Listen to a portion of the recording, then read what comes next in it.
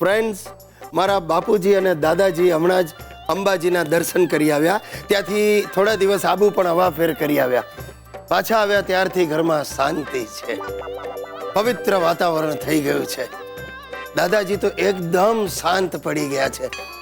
મને તો એક જ આઈડિયા આવે છે કે દર વર્ષે આ બંને વડીલોને ક્યાંક જાત્રા પર મોકલી દેવા જોઈએ, એટલે આખું વર્ષ નિરાત. અરે ભાઈ ગિરીશ, હા, ઓફિસેથી આવતી વખતે જરા એક ગોર મહારાજનું નક્કી કરતો આવજે ને. જરા દાદાજીની ઈચ્છા છે કે ઘરમાં સત્યનારાયણની કથા કરાવી લઈએ. અચ્છા, હા, હા ઠીક છે, ચાલો કરાવી લઈએ. ક્યારે કરવી છે? બસ આવતા અઠવાડિયે કરાવી લઈએ. ભલે, હું કરું વ્યવસ્થા. મને લાગે છે ગિરીશ કે હવે તારા દાદાજી જાજુ નહીં ખેંચે. રોજ મને કહ્યા કરે છે કે આ દિવાળી હવે મારાથી જોવાશે નહીં. બસ ભગવાન મને આમ જ સારો સમો ઉપાડી લે તો સારું. હાસ તો ભગવાન ઉપાડી લે તો આપણને શું વાંધો હોય? શું બોલ્યો? ના એટલે ભગવાન પાસે આપણી મરજી ક્યાંથી ચાલવાની?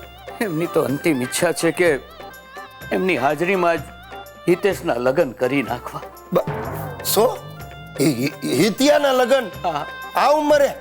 અરે હજી હિતિયો બાળક છે, કાયદેસર પણ આ ગુનો કહેવાય. હું પણ જાણું છું, પણ એમણે તો ભાસ્કરભાઈની ભાવના સાથે મનોમન બંનેનું ગોઠવી પણ દીધું છે. ભાસ્કરભાઈની ભાવના? અરે આ શું બોલો છો તમે? એ હજી 6ઠા ધોરણમાં ભણે છે, એનો બાપ મને ભડાકે દેશે. એ હું સમજુ છું, પણ તારા દાદાજીને કોણ સમજાવે? એ તો બસ રટ લઈને બેઠા છે ગિરીશિયા કે મારે તો હિતેશના છોકરાઓને રમાડીને જવું છે. શું બોલો? હિતેશના છોકરા? આ શું માંડ્યું છે તમે લોકોએ? અરે હિતેશ હજી પોતે છોકરા જેવો છે, તમારે એના બાળ લગ્ન કરાવવા છે અને ઉપરથી એને બાળ બાપ બનાવવો છે? અરે મરતા માણસની ઈચ્છા આગળ હું લાચાર છું ગિરીશ. અરે તને શું કહું, ગઈકાલે તો એને કંકોત્રી વાળાને ફોન કરી અને કંકોત્રીના નમૂના પણ જોવા માટે મંગાવ્યા. મને લાગે છે દાદાજી મને જેલમાં મોકલીને જ જમશે. એ સિરીસિયા તું અહીંયા બેઠો. સિરીસ ભાઈ, તે ભાસ્કર ભાઈ સાથે વાત કરી? દાદાજી, તમારી ગાય છું ગાય, આ વાત બંધ કર. જોગીરિયા, તું ગાય બંધ કે બકરી, પણ એકવાર મારા હિતિયાને ઘોડે ચડાવી દે એટલે બસ. જુઓ બાપુજી, તમે સમજો, બાળ લગ્ન એ ગુનો કહેવાય. આ વાત છે ને અહીંયા તમે બંધ કરી દો તો સારું.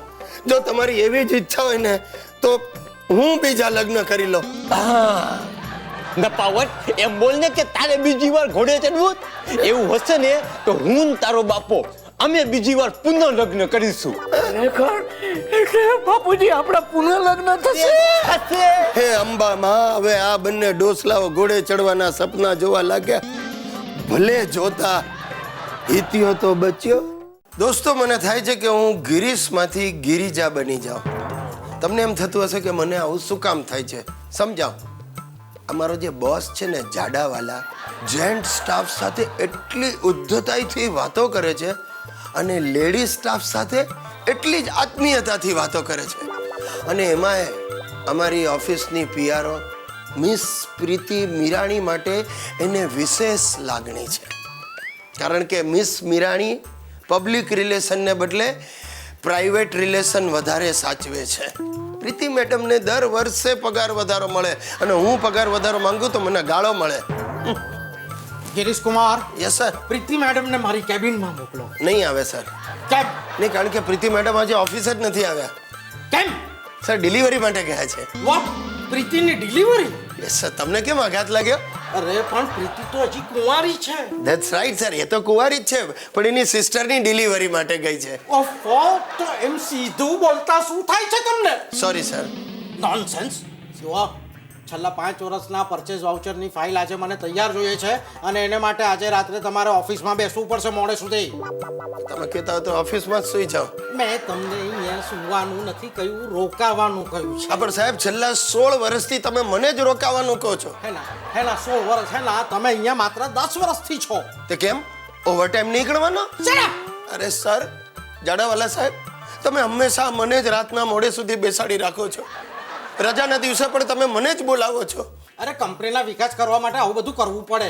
અરે પણ સાહેબ, કંપનીનો વિકાસ થાય છે, એમાં મારા ફેમિલીનો વિકાસ અટકી ગયો છે. એટલે શું? મારે એક જ બાબો છે મારા દાદાજીની કેટલી ઈચ્છા છે કે મારા હિતિયા સાથે રમવા માટે એક નાનકડી બહેન હોય. તેલ લેવા ગઈ તમારા દાદાજીની ઈચ્છા. મારે તો બાળકો જ નથી. પણ હવે એમાં તો હું કેવી રીતે મદદ કરું? Keep quite. તમારા લીધે મારું ભેજું ફરી જાય છે. Very good. એનાથી સાબિત થાય છે કે તમને ભેજું છે. Shut up. તમે ચૂપ રહેવાનું શું લેશો? પગાર વધારો નહીં મળે. આવતા 5 વર્ષ સુધી તમને કોઈ પણ જાતનો પગાર વધારો નહીં મળે. વિચારી લો ઝાડાવાળા સાહેબ, વિચારી લો. મારી પાછળ 2 મોટી કંપનીઓ પડી છે. વાહ વાહ વાહ વાહ વાહ. કઈ મોટી કંપનીઓ નામ તો આપો. બિલો નથી ભર્યા એટલે ટેલિફોન કંપની અને ઇલેક્ટ્રિક કંપની. Keep quite. તમારી સાથે હું વાત કરવી ને એ મને સમજ નથી પડતી. Just get out. Get out કહીને પોતે જ ચાલી ગયા.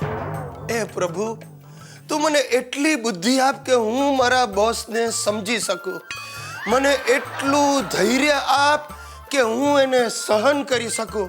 પણ એ મારા વાલા પ્રભુ, મને હિંમત કોઈ દિવસ નહીં આપતો. કારણ કે તું જો મને હિંમત આપીશ તો હું આ ઝાડાવાળાનું માથું ભાંગી નાખીશ.